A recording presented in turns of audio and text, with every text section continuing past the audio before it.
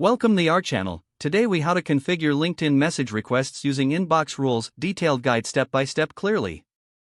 To configure LinkedIn message requests using inbox rules, start by logging into your LinkedIn account. Once logged in, navigate to your profile by clicking on your profile picture in the top right corner. Next, look for the Settings and Privacy option from the drop-down menu. Click on Settings and Privacy to access the settings page. In the Settings menu, find the Communications tab on the left side. Under the Communications tab, click on Message Requests. You will see options related to message requests and filters. To create an inbox rule, scroll down to the section labeled Manage Message Requests. Here, you can set preferences on how to handle incoming messages from connections and non-connections. Select the option that best fits your needs. If you want to add specific filters, click on the Add Filter button.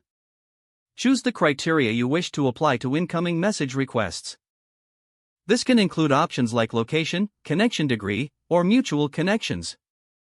After setting your filters, click Save to apply the changes. You can always return to modify or remove your filters at any time. Once you've adjusted your message request settings, be sure to review your inbox regularly. This way, you won't miss important messages that meet your criteria. Finally, exit the settings page to return to your main LinkedIn interface. If the page does not load, refresh the browser or try again in a private or incognito window. Make sure you are using the correct email address, then retype it carefully to avoid small typos.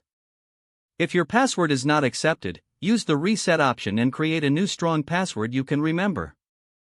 Check your spam folder for verification or security emails, then complete any requested confirmation steps.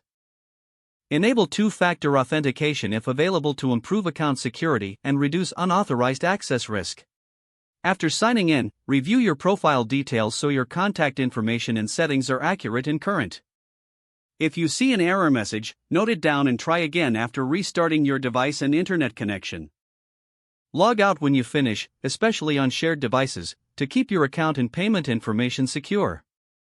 If the page does not load, refresh the browser or try again in a private or incognito window.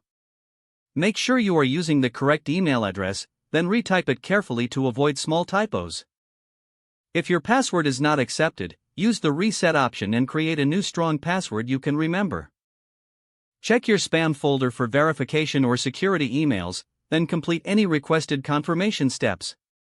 Don't forget to like this video and subscribe to our channel for more step-by-step tech guides.